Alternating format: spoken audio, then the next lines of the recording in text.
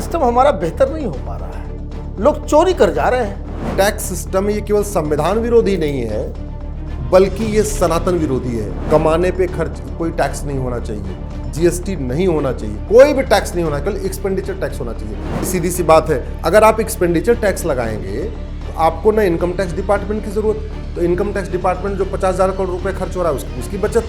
आपको ना GST department की जरूरत, तो जो जीएसटी पे लगभग 50,000 करोड़ रुपए खर्च हो रहा है उसकी बचत। संविधान विरोधी इसलिए है कि 50,000 रुपए महीने कमाने वाला 1 पैसे टैक्स नहीं दे रहा है, वहीं बेचारा 25,000 रुपए कमाने वाला जो क्लर्क है, सिपाही है, उसको बकायदा टैक्स देना पड़ रहा है। इसलिए संविधान विरोधी। सरकार सारे टैक्स खत्म कर दे, income tax, toll tax, road tax, GST सब खत्म कर दे, केवल 2% ट्रांजैक्शन टैक्स लगा दे। मैं गारंटी के साथ कहता हूं जीडीपी 2% बढ़ जाएगी। इंस्पेक्टर राज खत्म, शोषण खत्म, व्यापारी भी खुश, सरकार भी खुश, और सरकार की आय दुगुनी हो जाएगी, दुगुनी।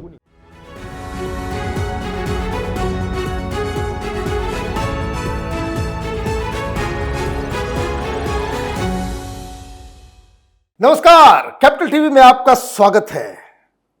क्या इस देश में एक तरह का कानून, एक तरह का टैक्स, एक तरह की शिक्षा, एक तरह का सब कुछ, जो संविधान जिसके लिए माना जाता है कि जो सब पे एक तरह से लागू होता हो, तो एक विषय चल रहा है कि क्या इस देश में जो 1000 तरह के कानून, टैक्स लग रहे हैं, राज्य में अलग टैक्स, वैट अलग, जीएसटी अलग, तरह तरह की चीजें हो रही है। बहुत सारी चीजें जो हमें मालूम नहीं होती, आम लोगों को पता नहीं होता। तो ये जो system, multi layer tax system जो है, उससे हिंदू समाज को क्या नुकसान पहुंच रहा है। और प्रधानमंत्री मोदी ने अभी संविधान के ऊपर चर्चा हो रही थी, तो उसमें वो बोलते बोलते एक बात उन्होंने वन नेशन वन टैक्स के बारे में बातचीत कर दी। कई सारे इकोनॉमिस्ट नया नया आइडिया लेकर के आ रहे हैं कि जो इनकम टैक्स दिया जाता है, जीएसटी दिया, सारी चीजों को बंद कर दिया जाए, देश ज्यादा बेहतर तरीके से चलेगा। और ये जो नुएंसेस है रिटर्न फाइल करने का, इसका जो तरह तरह की जो बाधाएं हैं, वो भी अपने आप में खत्म हो जाएंगी।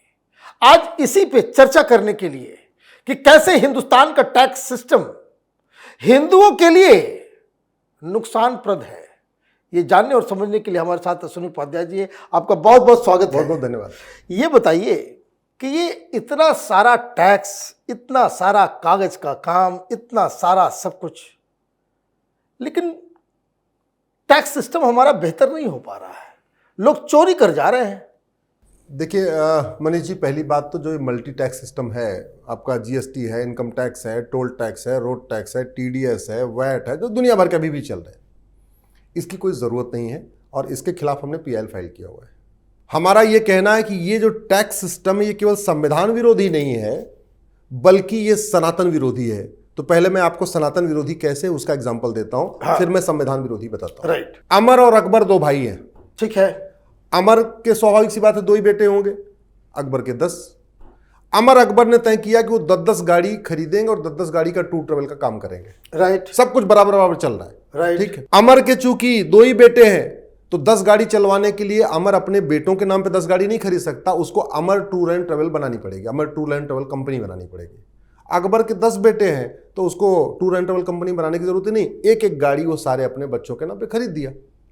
अब अमर को चूंकि टूर एंड ट्रेवल कंपनी बनाया, तो अमर को पीली पट्टी वाली गाड़ी लेना पड़ेगा, और पीली पट्टी वाली गाड़ी का इंश्योरेंस भी ज्यादा होता है, और पीली पट्टी वाली गाड़ी का रोड टैक्स भी ज्यादा है। और अकबर वहीं पे सिंपल गाड़ी खरीदेगा, सफेद पट्टी वाला, और उसका रोड टैक्स भी कम होगा, इंश्योरेंस भी कम होगा। तो अमर को जो गाड़ी 11 लाख में मिलेगी, अकबर को वो गाड़ी 10 लाख में मिल जाएगी, और भी कम में मिल जाएगी, और भी कम मिल जाएगी। राइट। राइट। अमर ने टूर एंड ट्रेवल कंपनी बना लिया, बच्चे 2, तो 8 गाड़ी कैसे चलेगी, तो 8 ड्राइवर भी रखना पड़ेगा, तो उनको वेतन भी देना पड़ेगा। दूसरा, अमर ने टूर एंड ट्रेवल कंपनी बना लिया, तो उसको जीएसटी में आ गया वो, अब उसको जीएसटी भी देनी पड़ेगी। अमर ने जैसे चूंकि कंपनी बना लिया, तो उसको इनकम टैक्स भी देना पड़ेगा। अब जब जीएसटी भी देना, इनकम टैक्स भी देना, तो एक सीए की मदद भी लेनी पड़ेगी। तो जीएसटी का खर्चा, इनकम टैक्स का खर्चा, और प्लस सीए का खर्चा, और ड्राइवर का खर्चा, और ड्राइवर का खर्चा, 8 ड्राइवर का। अकबर को ना जीएसटी, उसने कंपनी बनाई नहीं, तो उसको ना जीएसटी देना है, ना इनकम टैक्स देना, और ड्राइवर का खर्चा भी नहीं देना, गाड़ी भी सस्ती पड़ी है। राइट। अब क्या होगा, अमर 12 रुपए किलोमीटर से नीचे गाड़ी नहीं चला पाएगा पर किलोमीटर के हिसाब से, वो 8 रुपए चला लेगा और वो 8 रुपए 9-10 रुपए में चला लेगा। राइट। तो कुछ दिन के बाद क्या हुआ, साल 2 साल के बाद अमर को अपना टूर एंड ट्रेवल कंपनी बंद करना पड़ेगा और अपनी गाड़ी आधे दाम पे दोबारा अकबर को बेच के कहीं कोई और काम करना पड़ेगा। ये हो रहा है भारत में, ये हो रहा है भारत में। इसलिए कह रहा हूं ये वर्तमान टैक्स सिस्टम सनातन विरोधी है, भारत विरोधी है, हिंदू विरोधी है। दोनों बराबर, दोनों की स्थिति समान, दोनों ने 10-10 गाड़ी खरीदी, लेकिन 2 साल के बाद अमर की टूर एंड ट्रेवल कंपनी बंद हो गई और अकबर मालामाल हो गए। और आप सही कह रहे हैं, अगर आप नजर घुमा के देखिए तो जितना सप्लाई चेन है, चाहे वो सब्जियों का हो, फल का हो, नॉनवेज का हो, ट्रैवल टूर का हो, हर जगह यही हो रहा है, यही हो रहा है। आपने बिल्कुल सही कहा। आप कहीं पे भी देख लीजिए, सारा का सारा बिजनेस शिफ्ट कैसे हो रहा है, सारा शिफ्ट कैसे हो रहा है। मैंने तो आपको एक एग्जांपल दिया, ऐसे ही बाकी सारे बिजनेस में भी शिफ्ट होता चला जा रहा है। इसलिए मैं कहता हूं, कमाने पे खर्च कोई टैक्स नहीं होना चाहिए, जीएसटी नहीं होना चाहिए, कोई भी टैक्स नहीं होना, केवल एक्सपेंडिचर टैक्स होना चाहिए। अमर अगर 5000 रुपए की शर्ट खरीदेगा तो अमर भी उतना टैक्स देगा, अकबर खरीदेगा तो अकबर ही देगा। कमाने पे क्यों करना भैया, जीएसटी क्यों चाहिए? अच्छा, जीएसटी आपको इकट्ठा करने के लिए जीएसटी डिपार्टमेंट बनाना पड़ रहा है, उसका भी करोड़ों हजारों करोड़ रुपए खर्चा आ रहा है। जीएसटी की बिल्डिंगें बन रही हैं, फिर जीएसटी कमिश्नर, फिर जीएसटी इंस्पेक्टर, तो जितना वो कमा के ला रहे हैं उसका मतलब हम लोगों के साथ कि हम इनकम टैक्स भी दे रहे हैं, जीएसटी भी दे रहे हैं, और जो सामान खरीद रहे हैं उसके ऊपर हम अलग से टैक्स भी भर रहे हैं। अलग से टैक्स भी भर रहे हैं। और बड़ी सीधी सी बात है, अगर आप एक्सपेंडिचर टैक्स लगाएंगे तो आपको ना इनकम टैक्स डिपार्टमेंट की जरूरत, तो इनकम टैक्स डिपार्टमेंट जो 50,000 करोड़ रुपए खर्च हो रहा है उसकी बचत। आपको ना जीएसटी डिपार्टमेंट की जरूरत, तो जो जीएसटी पे लगभग 50,000 करोड़ रुपए खर्च हो रहा है उसकी बचत। वैट के लिए आदमी लगाना पड़ रहा है, व्यापारी भी परेशान है।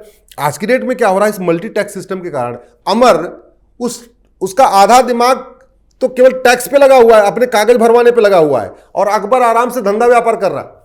अमर केवल फॉर्मेलिटी करने में लगा हुआ है, महीना आ गया जीएसटी वाला फॉर्म भरो, महीना आ गया इनकम टैक्स वाला फॉर्म भरो, एडवांस टैक्स वाला भरो, वैट वाला फॉर्म भरो, ये फलाने वाला फॉर्म भरो, फलाने वाला फॉर्म भरो। अकबर को कोई नहीं देना है तो अपना मल्टी कर, क्यों भैया? इस देश में आप वैसे भी आप सोचिए जरा, 25,000 रुपए जिसकी तनख्वाह वो टैक्स के दायरे में आ रहा है, और वहीं दूसरी तरफ एसी का मैकेनिक, फ्रिज का मैकेनिक, मीट बेचने वाला, सब्जी बेचने वाला, ठेला लगाने वाला, वो दिन भर में 30,000 रुपए कमा के जा रहा है और 1 पैसे टैक्स नहीं दे रहा। तो एक तरफ सरकार को नुकसान हो रहा है, दूसरी तरफ धीरे धीरे ग्रेजुअली सारे बिजनेस शिफ्ट होते चले जा रहे हैं। तो ये टैक्स व्यवस्था, इसलिए कह रहा हूं, संविधान विरोधी भी है और सनातन विरोधी। संविधान विरोधी इसलिए है कि 50,000 रुपए महीने कमाने वाला 1 पैसे टैक्स नहीं दे रहा है, वहीं बेचारा 25,000 रुपए कमाने वाला जो क्लर्क है, सिपाही है या अकाउंटेंट है, उसको सैलरी देना पड़ रहा है, उसको बकायदा टैक्स देना पड़ रहा है। इसलिए संविधान विरोधी है। तो ये पीआईएल की सुनवाई कब तक होगी, कैसे क्या होगा आगे? सरकार को नोटिस हुआ है, सरकार को जवाब देना है, लेकिन मेरा यह मानना है इसमें जन जागरण बहुत जरूरी है। इसलिए मैं आप लोगों से हाथ जोड़ के निवेदन कर रहा हूं, इस वीडियो को अधिक से अधिक शेयर करिएगा। आपके जानने वाले जितने भी इनकम टैक्स देने वाले हैं, जीएसटी देने वाले हैं, टीडीएस देने वाले हैं, सबके यहां इसको फॉरवर्ड करिए। सबको पता होना चाहिए कि वर्तमान व्यवस्था कितनी गड़बड़ है। वहीं अकबर सारे टैक्स से बच रहा है, अमर बेचारा टैक्स दे दे के सारे, फिर मजबूर होकर क्या कर रहा है, बोले भाई काम कर भैया, तू थोड़ा पैसा दे दे, जितना हमने लागत लगाई लगा हमें दे दे, अब तू ले जा अपना काम कर ले। ये टैक्स, ये जो वर्तमान टैक्स व्यवस्था है, इसको बहुत आराम से खत्म करके और सरकार की आय दुगनी की जा सकती है। सरकार केवल इतना कर दे, सारे टैक्स खत्म कर। लेकिन इसमें एक सवाल ये उठेगा कि फिर तो ऐसा हो जाएगा कि जो कोई अमीर है उसको भी खर्च करने पे, सामान खरीदने पे उतना ही टैक्स देना पड़ेगा जितना गरीबों को देना पड़ेगा। हाँ तो नहीं, ना ना ना ना, ये गलत लॉजिक है। अरे गरीब 300 रुपए वाली टी शर्ट खरीदेगा और अमीर 3,000 वाली टी शर्ट खरीदेगा, तो टैक्स बराबर कहां हुआ? वो 300 पे 2% देगा, या जो भी एक्सपेंडिचर टैक्स लगेगा वो 3,000 पे देगा, तो टैक्स तो ज्यादा देगा।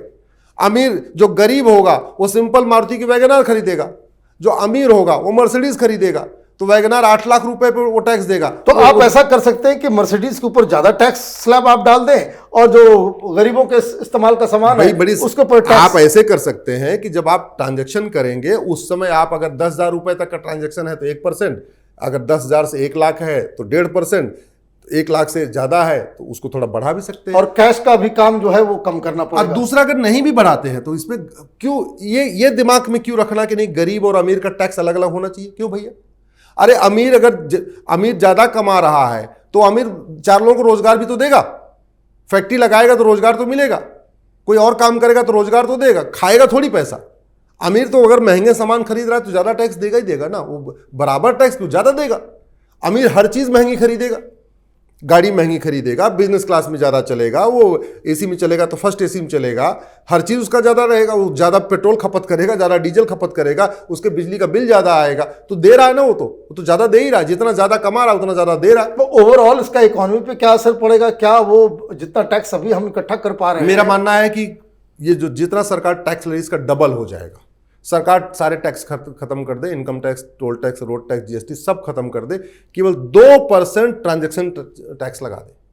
5,000 रुपए से महंगे सामान का कैश लेन देन बंद कर दे। बस एक नियम लगा दे कि आज की डेट से जिस सामान की एमआरपी 4,999 तक है उस पे तो आप कैश खरीद सकते हैं, उसके ऊपर आपको। और ये सारा डिपार्टमेंट जो है इनकम टैक्स और जीएसटी और ये सारे लोगों को इस काम पे लगा दिया जाए कि हर चीज जो है वो ओरिजिनल कंपनी से रेगुलेटेड है। बस सीधी सी बात है। आप जरा सोचो ना, सरकार के पास बैठे बैठे पैसा आएगा, इंस्पेक्टर राज खत्म हो जाएगा, व्यापारियों का शोषण खत्म हो जाएगा, व्यापारियों को चोर समझना लोग बंद कर देंगे। अभी व्यापारी बेचारा कितना भी मेहनत कर ले उसको चोरी समझते हैं, वो तो वामपंथियों की देन है। मैंने कहा ना, तो जो व्यापारियों को चोर समझते हैं। और दूसरा, व्यापारी की प्रोडक्टिविटी बढ़ जाएगी। आज की डेट में व्यापारी ऐसे मान के चलिए कि 25% टाइम केवल वो कागज भरवाने में उसका खर्च हो जाता है, उसको हर महीने। और वो ये भी सोचता है कि अगर मैं अपने काम धंधा को बढ़ाऊंगा 30% तो उधर ही चला जाएगा, हमारे पास क्या बचेगा? अगर इस वाले टैक्स से व्यापारी फ्री हो जाएगा, वो फ्री थिंकिंग करेगा, वो मस्त रहेगा, इनोवेशन आ जाएगा, इनोवेशन आएगा, अपने उसका पूरा का पूरा ध्यान अपने काम को बढ़ाने, व्यापार को। मैं कहता हूं भारत की जीडीपी 2% बढ़ जाएगी। सरकार सारे टैक्स खत्म कर दे और मैं जो कह रहा हूं एक्सपेंडिचर टैक्स लगा दे, केवल 2% लगाना है, केवल 2%। मैं गारंटी के साथ कहता हूं जीडीपी 2% बढ़ जाएगी। इंस्पेक्टर राज खत्म, शोषण खत्म, व्यापारी भी खुश, सरकार भी खुश, और सरकार की आय दुगुनी हो जाएगी, दुगुनी। भारत से आपको एफडीआई लाने की जरूरत ही नहीं, यहीं बैठे बैठे इतना आपको पैसा मिल जाएगा कि आप खूब जब सड़कें बनाइए, एयरपोर्ट बनाइए, बुलेट ट्रेन बनाइए, हाईवे बनाइए, जो बनाइए, आपका कर्जा खत्म हो जाएगा। भाई इस समय आप समझ लीजिए, इस समय 225 लाख करोड़ का कर्जा है देश के ऊपर, 225 लाख करोड़ का कर्जा है। हर भारतीय 1.5 लाख के कर्जे में डूबा हुआ है। सरकार अगर ये हम जो कह रहे हैं इस एक्सपेंडिचर टैक्स को लगा दे, सरकार की आय जस्ट दुगनी हो जाएगी, व्यापार बढ़ेगा, सब कुछ, सरकार की भी बल्ले बल्ले, उसको बैठे बैठे पैसा आ रहा है, व्यापारियों को भी आराम से, और इनकम टैक्स वाला भी बेचारा परेशान है। आज की डेट में छोटा सा छोटा व्यापारी भी परेशान है। अब या तो चोरी करे या तो फिर वो अकबर वाला काम करे, अमर जो है अकबर बन के काम करे, तब तो समझ में है। लेकिन अगर वो अमर बन रहा है तो उसको नुकसान हो रहा है, तो कम से कम वो कॉन्सेप्ट से भी उसको दिक्कत आएगी। आपका बहुत बहुत धन्यवाद, और उम्मीद करते हैं कि सरकार की तरफ से जल्द इसके ऊपर जो है जवाब सुप्रीम कोर्ट में दायर हो और सुप्रीम कोर्ट में इस पीआईएल को लेकर के चर्चा जल्द से जल्द हो, ये उम्मीद करता हूं। आपका बहुत बहुत धन्यवाद। अगर आपको ये वीडियो पसंद आया तो आप इसे लाइक करें, शेयर करें और कैपिटल टीवी को सब्सक्राइब करें। धन्यवाद।